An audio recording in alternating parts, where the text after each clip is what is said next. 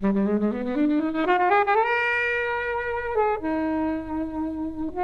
The Black Godfather is about Clarence Avant, a name that you should know but you don't know. He is linked to the careers of many famous musicians, from Snoop Dogg going back to Quincy Jones and everybody in the middle. Every time I thought, okay, it's kind of wrapping up, then it would suddenly be like, and also Snoop Dogg and Jay-Z and Notorious B.I.G. and the big hip hop world of the 90s. I'm all about hidden stories and people you don't know about.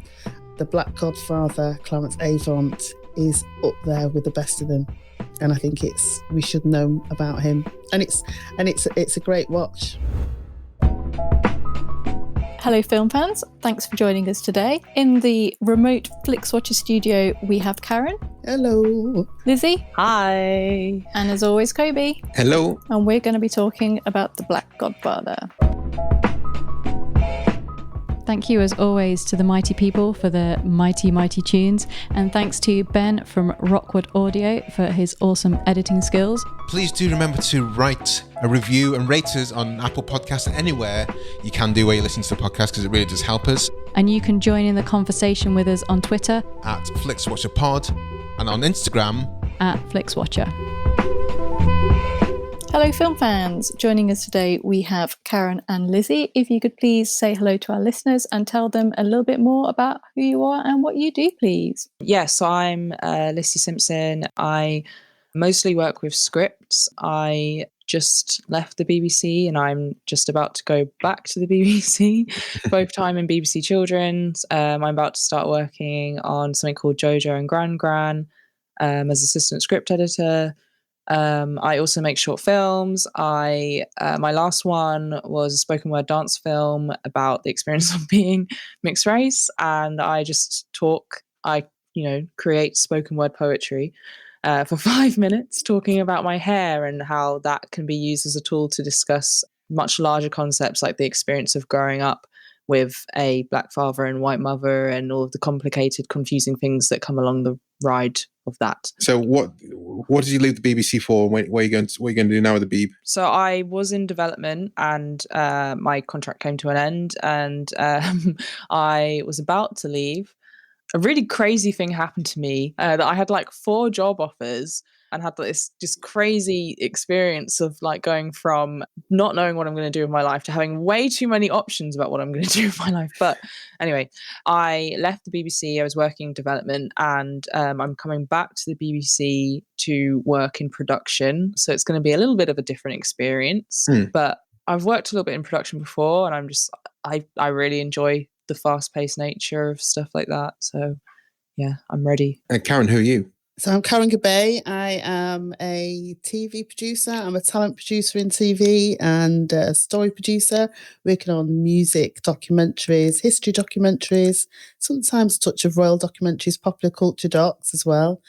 And I'm also a radio presenter, worked at the BBC, presenting a weekly show for some time. And I also sometimes work for network radio, reporting and presenting specials. And I make my own films as well about... I thought you were going to say you make your own tea. I do make my own tea. I make my own films about how Caribbean migrants integrated and lived and worked and enjoyed life as a community, and how that linked to other migrant communities in Manchester, a story that's not often talked about. It's always talked about in silos, and the Italian, Sikh, Caribbean community all kind of lived and worked together in synergy. So I document that history. And I've got to jump in a little bit. When you walk into the BBC and the reception, there is a giant photograph of Karen just watching you, looking down at you, making sure that you're not acting out. Amazing. I love that. Is this Karen? Is this in Salford? Is it Manchester? It is. I'm illuminated. Yeah. One of my former universities at Salford University at Media City. Yeah, me too. Right, Karen, you talked about documentaries, you talked about music documentaries. It's no surprise to me. Helen's nodding away, so maybe not a surprise to her that you chose Black Godfather. Can you tell us why you chose it? Maybe I've just answered it for you and all the listeners, and then give us the synopsis in 60 seconds or less. I've chose this documentary because often in music and the arts, we only ever hear about the artist or the key player on an album or in a film. We don't hear about the person who orchestrates how those people got together and what happens behind the scenes. And The Black Godfather is surely about the most connected man in the music industry. And so that's why I chose it. And it's a joy to watch. And it's not a puff piece. We say in TV that sometimes in music, people want a puff piece. They want to come out all shiny and everything was all nice and perfect. And they don't want to give you the real story. And we get the real story in this. Okay. I'm going to get the timer out and 1 minute starts now. So The Black Godfather is about Clarence Avant, a name that you should know, but you don't know. He is linked to the careers of many famous musicians, from Snoop Dogg going back to Quincy Jones and everybody in the middle. And the people whose careers he's helped include the right-hand man of Martin Luther King, Soul Train, Barack Obama, and he talks about his life. He's now 91. So the documentary is about his life and how he moved through his career with social history as a backdrop. Awesome. I hadn't heard of him before. Lissi, Helen, had you heard of him before? I am ashamed to say that I hadn't. I was watching the whole film and I was like, it's incredible that I've never heard of this guy, because like I've heard of every single person around him. I think, that's what documentaries are about, aren't they? Sometimes to know, just to learn in an entertaining way about something you didn't know about before. And even, Amy Winehouse documentary, I knew of her. I knew her. I'd seen her live. I thought she's amazing. I had 2 of her albums. I have 2 of her albums. It's still great to see stuff uncovered, but it's like a whole new like mind scene when you don't know the person, and then you find out all the stuff is connected to it. It's really awesome in that respect sometimes. But when this documentary starts, you always have your main players and your big names, don't you, in the first 60 seconds or the first 2 minutes. And they just keep coming, don't they? That's the thing that, even when you watch it again, you're like, he knows so many people. And it's not just in passing. As you go through the documentary, it's not somebody, I met him once, twice, which is what people say in the industry. He played a key role in their careers or in events that they wanted to organise. And that's what's so incredible about it. Quincy Jones is in there, Babyface, and the late Andre Harrell, who's behind Mary J. Blige, and Uptown Records, he's in there. Bill Withers, Kamala Harris, Rodriguez, Dennis Coffey. There's all these people. Rodriguez, I mean, that's Searching for Sugar Man. There's a documentary about someone you never knew before existed, and then suddenly you're like, oh, I need to know about this guy. Right at the end, I was stunned by the end, actually, because every time I thought, okay, it's kind of wrapping up, then it would suddenly be like, and also Snoop Dogg and Jay-Z and Notorious B.I.G. and the big hip hop world of the 90s. And it's just crazy how it just kept going and going and going. And then after that, I thought, okay, now it's coming to a close. And then suddenly the interviewer goes, and how was it to be the son of him? And I was like, no, they can't. I was like looking at the timer. I was like, there's 10 minutes left of the film. How can they ask such a big question right at the end of the film? There's so many points where I was like, you could make a film just off of this little segment that is part of the film. What are your thoughts, Helen? So I'd never heard of the documentary, and I hadn't heard of Clarence. So I was really looking forward to watching this, because I've got a big interest in music, and it was kind of showing so many names in this, but I struggled a little bit. And I think it was because of the documentary. I don't think the documentary really captured Clarence, because he came across as this man who's lived a pretty insane life, but the documentary didn't really bring him to life. Lots of people were saying how great he was and how amazing he was, but I don't think I left knowing who he was as a person, and I really wanted to get to know him more. I don't really care what Bill Clinton has to say. I wanted to hear more of Clarence. So there was loads of things I really loved, and I really, really, really enjoyed watching all of the old Soul Train clips. Now that's a documentary I would really love to see. But I wanted to get more into Clarence, and I wanted to feel as though I knew him more. And I think it's just a fault maybe of the documentary. It just felt a little bit long, and it was a bit of a disappointment for me. But I think, Karen, you probably would have done a better job of it given your credentials. So I don't know, maybe it wasn't, maybe they didn't really understand the music as much. Maybe they could have done something a bit more exciting. I don't know. And it was a bit long, which is a real shame because I really wanted to kind of find out more about this guy. I think the my favorite bits were definitely when he was talking, and him and Quincy Jones were riffing off each other. They were definitely my favorite parts of the film.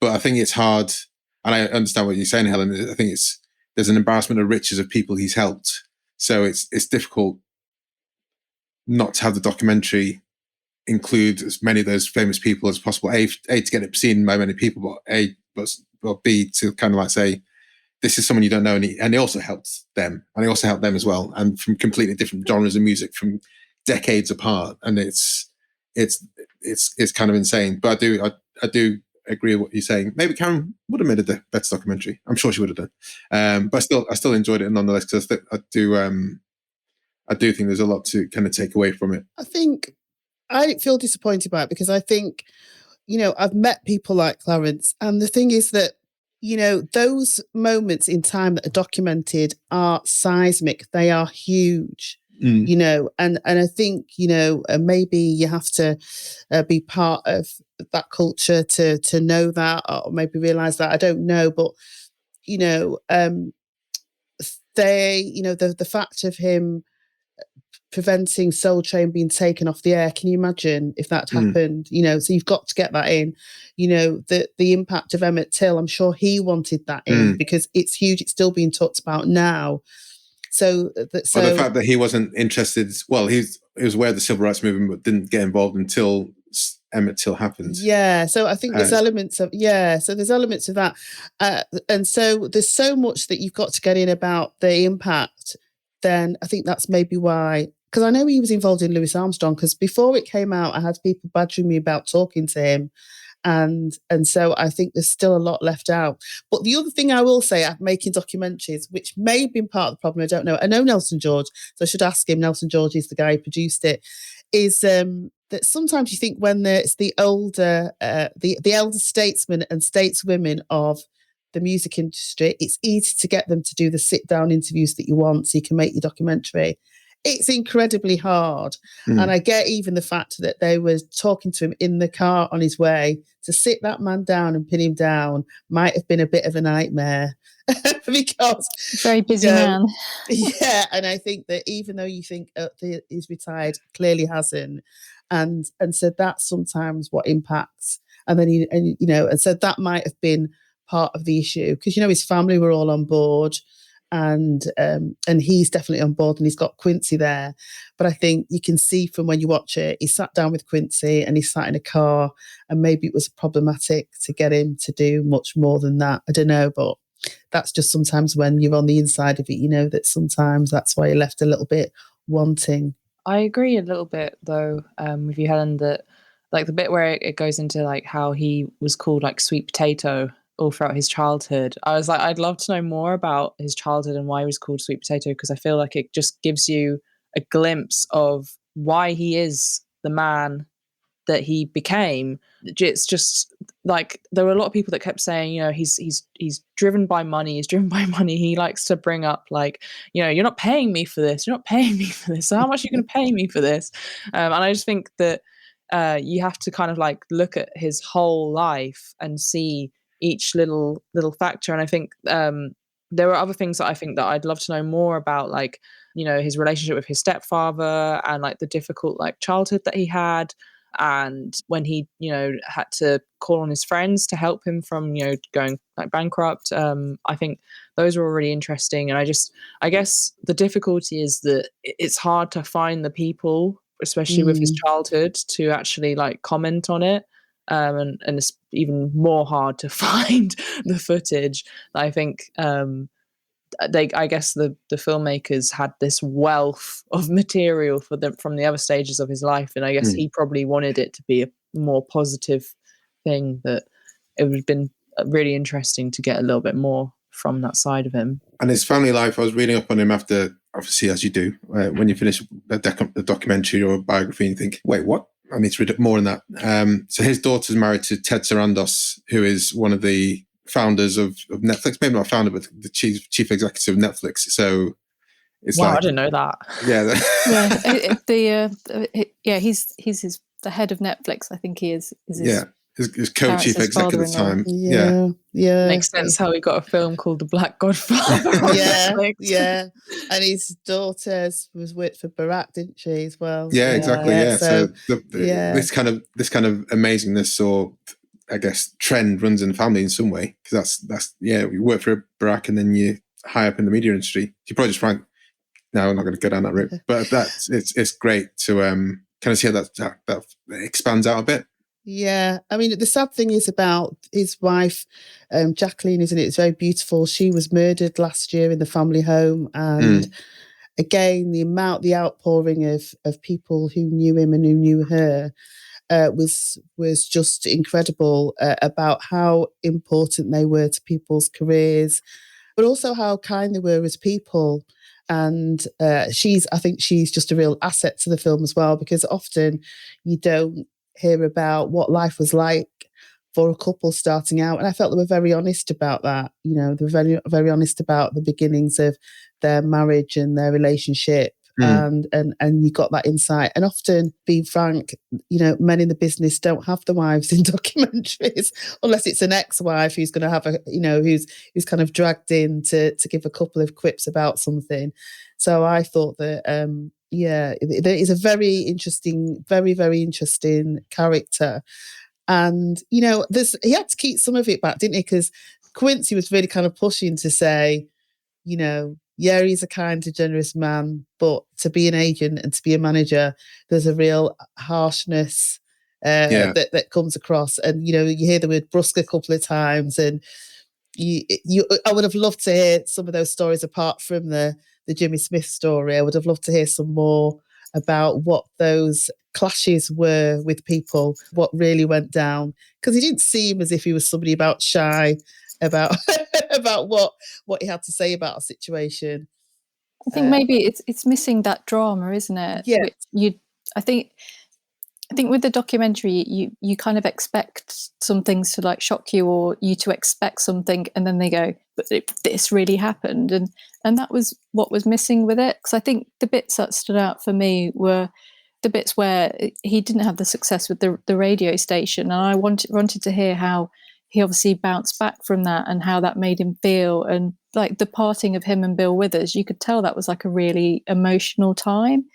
And I think with the kind of having all those famous people say how great and how brilliant he was, somehow it kind of like sort of glosses over how, you know, making sure that Black people got paid, you know, this is like a huge thing. And it sort of felt as though it was glossed over a little bit, and some of the bigger moments maybe got hidden by all the famous people jumping in there. So yeah, I just think it's a bit of a missed opportunity for telling his life for me, unfortunately. But it's interesting that because I think I've raised sometimes in terms of music and Black music about people being reticent about talking about these things. And what I've been told, particularly in America, that if you go that far, the backlash against you is huge.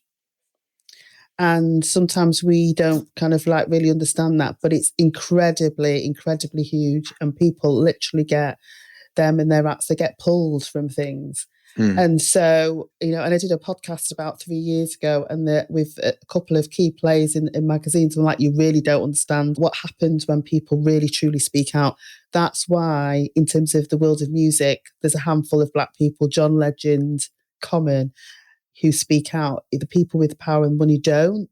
So I think that's perhaps why you don't get that element. It might feel tame, but I know repeatedly when I challenge that.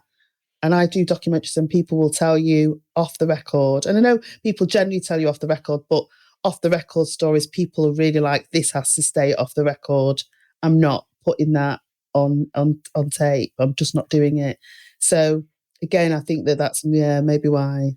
It's a shame because that's how the things like Me Too can still prevail.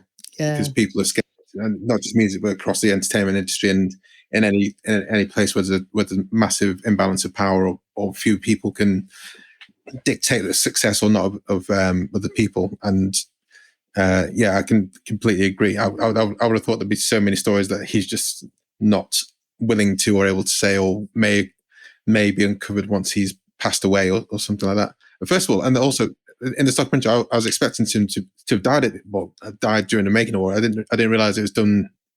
Initially, I thought it was talking about his life after he'd passed, not still into it. So I thought it was really good. A great time to catch him because he's still very lucid. Had that banter with Quincy Jones, who's always a great person to see on TV and film and stuff like that. You get glimpses though of the straight talking businessman. There's a bit where he says someone was going to get fired. A black man was going to get fired, and so he heard about it and he went off to this room which was full of like white execs, and he just said, if you don't do this, I'm going to do this to you and that to you. And then he just like says, I wasn't going to do anything to them, I just had to get them scared, like. And it gives you an idea that he probably did go in there and grind a few bust some balls. Yeah. Is there anything else guys want to say before we head to the scores? Yeah, the other thing that I want to say, which is important, and it also shows how ahead of his time he was when he's talking about Dennis Coffey. So people might not know Dennis Coffey, which they should have said was part of the Temptation sound, this big like psychedelic wall of sound. And he's part of Motown. He was, one of the Funk Brothers. And so he signs him, and he's an incredible musician. And then he talks about signing other white acts and Rodriguez. And that is also something that would have been incredibly brave of him to do at the time, because as he hints, he's getting a backlash from the black community about why you're doing that. And then he's obviously hearing it from the other side. And he talks about Rodriguez taking 40 plus years to hit. And I think that's another element of why it's important to kind of watch this documentary, because I think, if you can say where you want to know more, we could all kind of push to say we want to know more about these stories, but there's nobody was doing that then.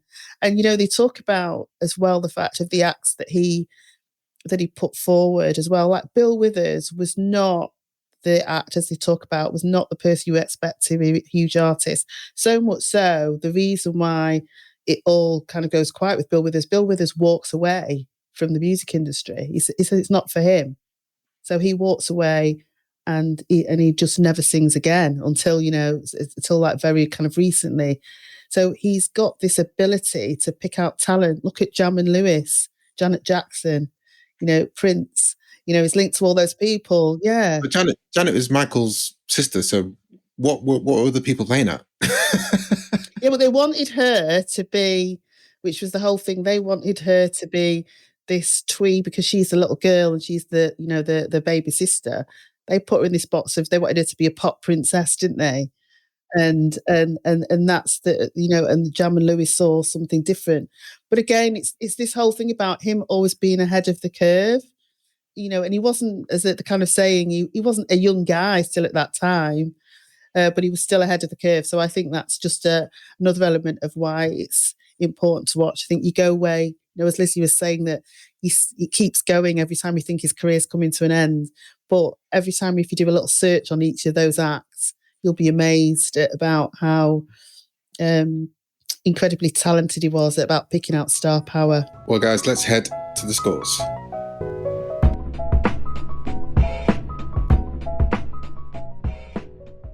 Hello, I'm Hannah Flint from the First Film Club, a film podcast series dedicated to established and emerging talent, both in front of and behind the camera, and the feature debuts that launch their careers.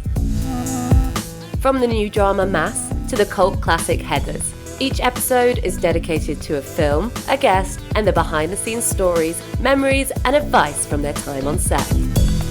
Find us, the First Film Club, wherever you listen to your stripped media podcasts. Come join the club. So welcome to our Flixwatcher scores. The scores are out of 5. You may have decimal places. And we'll start with you, please, Karen, with your recommendability. I'm going to say 5 because I'm all about hidden stories and people you don't know about. And when you look back through the canon of people in the world of music, the Black Godfather, Clarence Avant, is up there with the best of them. And I think we should know about him. And it's a great watch. Lissi? I'm going to say 4.5. I think that it's tricky because everything that I would want a little bit more of, I understand why there can't be that little bit more of.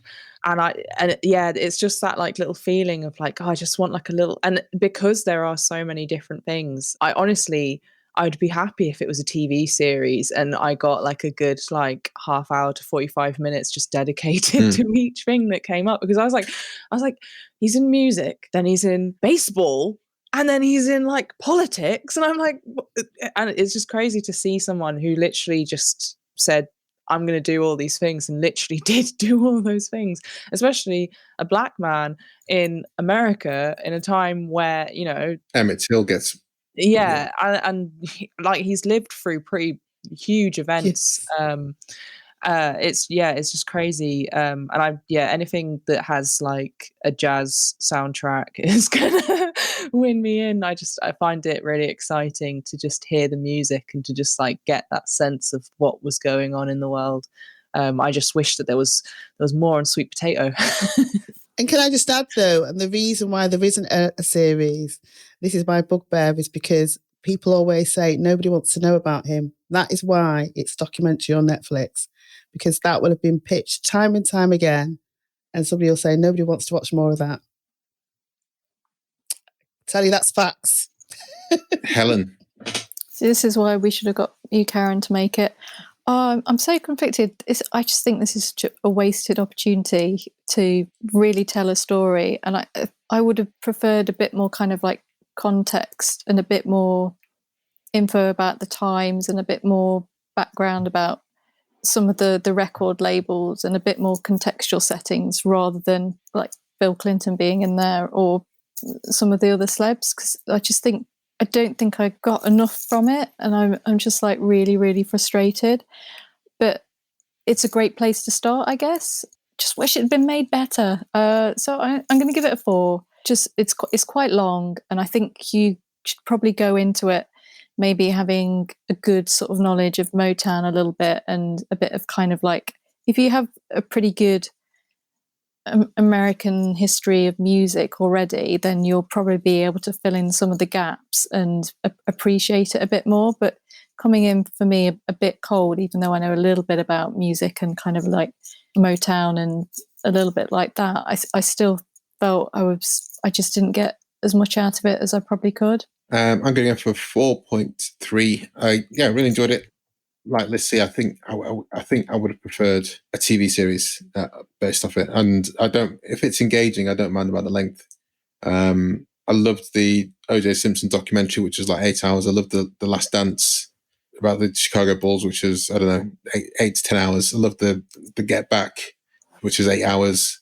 If it's engaging, then I'm in it for the long haul. And it would have been, I think, nicer to have some of the stories expanded upon, but then not everyone's like Peter Jackson, who has the benefit of a treasure trove of the Beatles over 4 weeks. One person I'd love to see a longer documentary of is Questlove's Summer of Soul, and hopefully there's more to come out of that, because the content there would be amazing.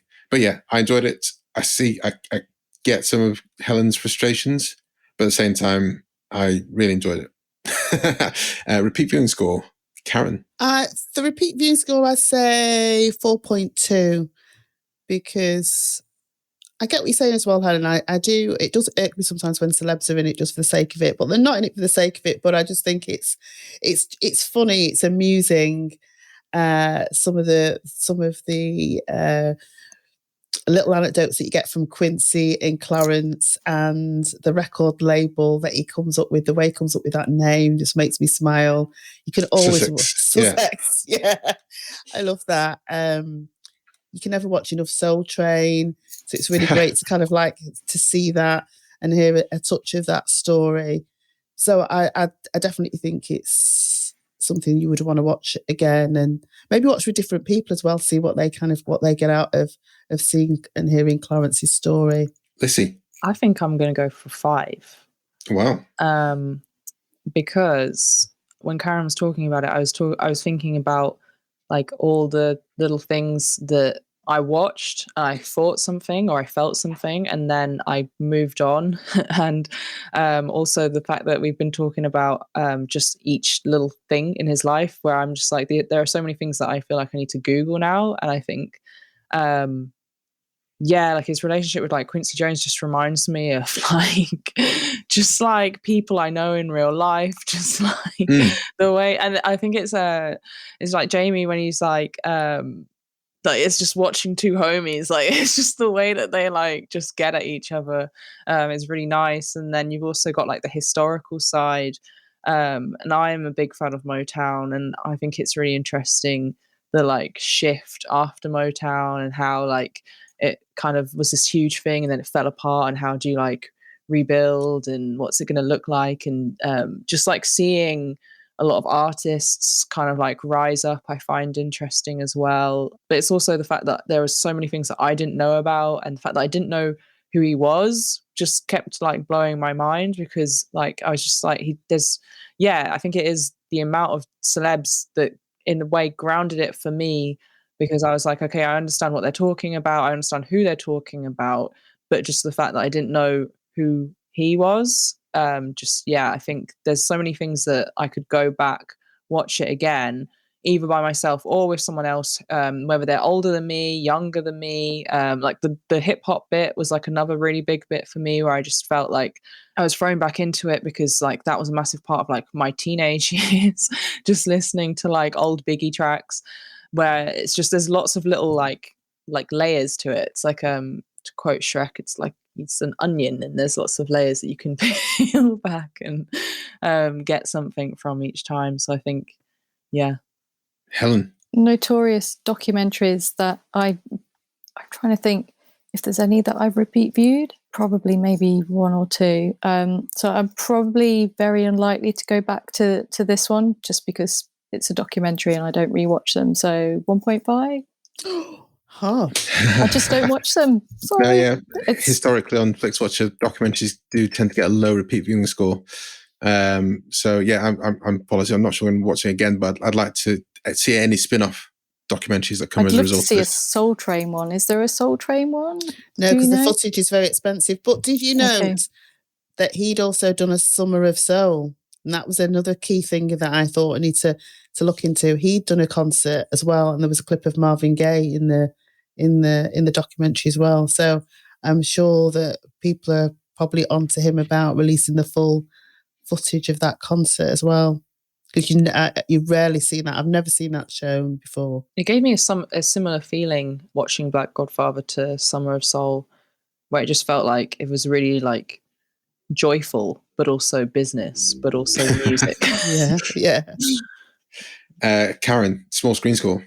I'd give that 5. It's it's perfect to watch on the small screen, because you don't feel that you're missing anything if you're watching it on your TV or your iPad, because that's the one thing is there's not enough bursts of music for you to feel that you need to see that on the big screen or see these people on the big screen.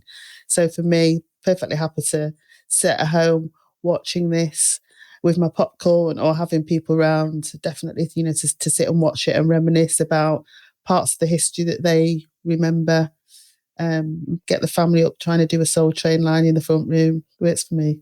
Lissi. I'm going to go back to 4.5, but I have mixed feelings. I think that on the one hand, you could have it like a podcast and you just put it on your phone, put your headphones in, walk down the street and just like listen to it and think of what it makes you think of and like the images that pop into your head. But I also think on the other side of things that there is something about like seeing like the way that things were and all the like musicians performing just adds like another element to it. And I think if you can get it, if I could see it in the cinema, I would go and see it in the cinema. Just because like surround sound and just like the feeling, I think especially when you've got like the jazzy tunes, you just need to give them the respect that they're due and just appreciate it for what it's worth. But yeah, so I think 4.5. Helen? So yeah, definitely a 5 for this one. Documentaries, unless they're kind of landscapey ones, don't really need to go and see in the cinema. So yeah, perfect that it's on. And it's kind of weird, like I feel that maybe I missed this one. I don't know when it came out, but it's kind of weird that Netflix haven't done more to kind of promote it. So it's not weird. That's how Netflix works. Yeah, it's very much word of mouth at the beginning. People were really talking about it. It was pre-lockdown, saying this is a must see. But yeah, they didn't push it. It was a lot of people talking about it. That I think that's what brought it to most people's attention. Really, it was a bit buried. Netflix seemed to pick one kind of show that they're going to promote the absolute hell out of, and will not let you forget that it exists, whether it's a good show or a bad show.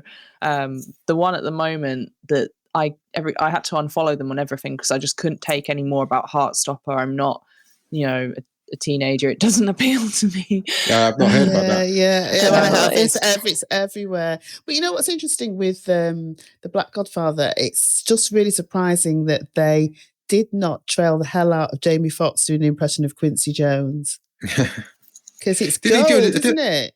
Did he do another impression, Jamie Foxx? The high note singer, I can't remember who it was, but it was as we're getting more into like the 80s, and I remember the song, but I can't remember the singer. And he was doing when I and just a bit of insider baseball. This by the time this episode comes out, Lissi and Karen have been on an episode talking about Baby Driver, which features Jamie Foxx, and he's always a presence, even in things like when he played Motherfucker Jones. I can't remember the name of the film now, but he always elevates it. Yeah. And when I first saw him in Ray, I'm literally gobsmacked. And he's so good in that.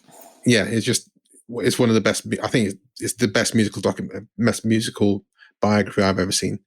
And then he has a singing career, and I like his music, and I don't normally like male R&B, but him and John Legend are those guys are amazing. But this guy, he can do impressions. He's funny. He can do stand up. He can do action. It's just like. It's just ridiculous that they just haven't used it. It just makes no sense at all.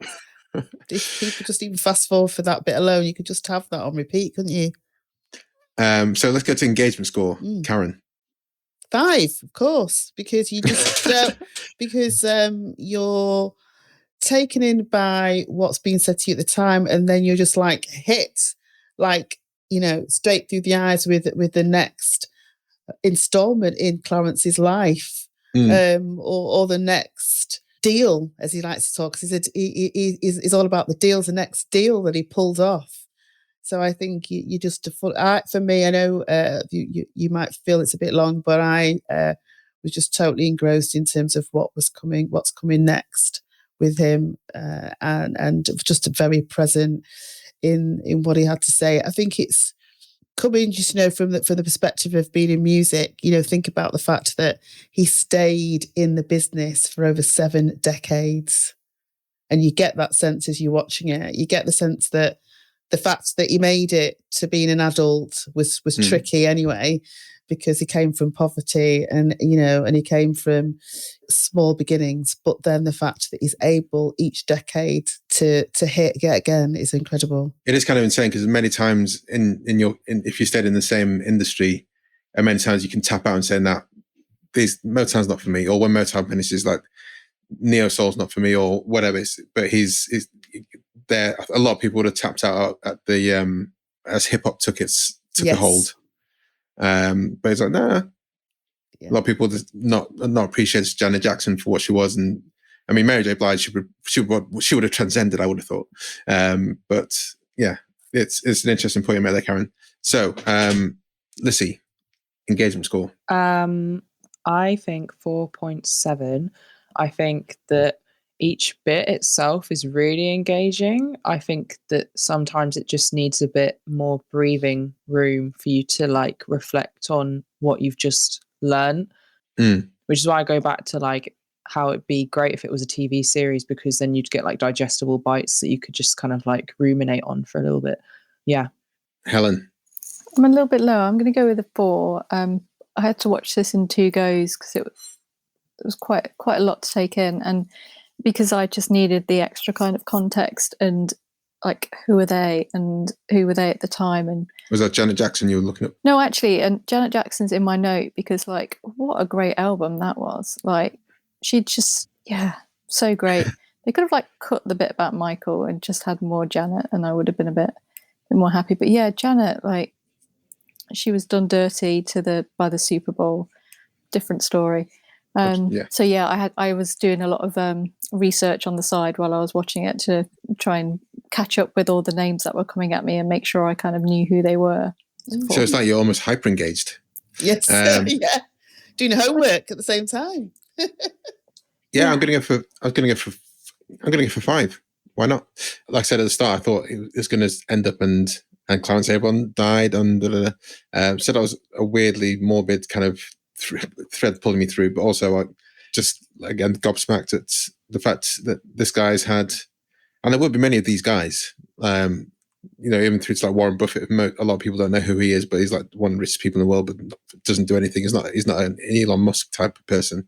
There are a lot of these men and women who just are legends within their fields, but people outside that field will know literally nothing about them. That gives us an overall score of 4.29375, which must be one of our highest documentaries.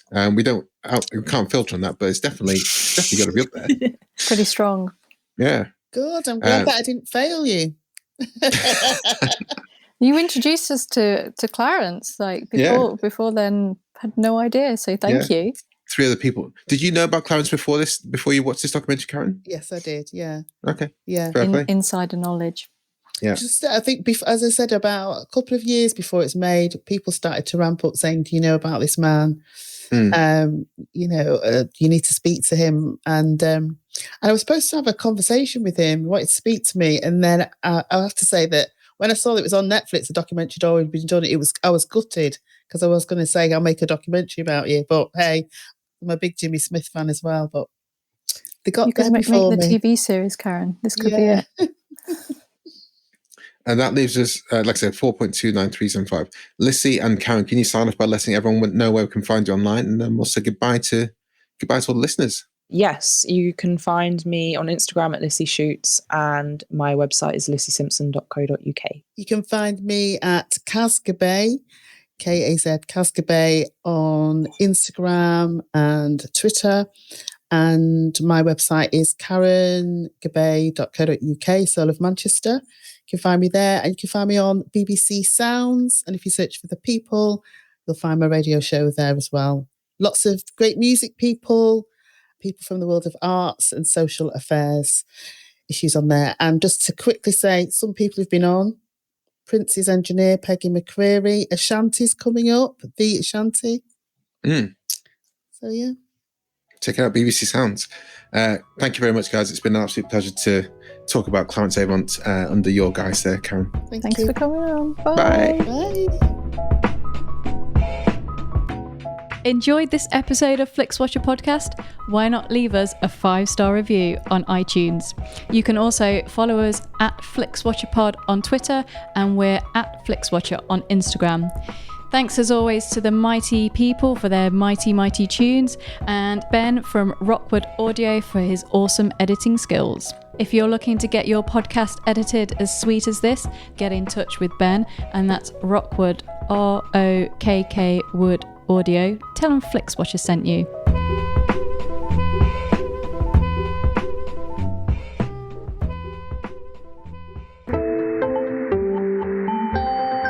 You just heard a Stripped Media production.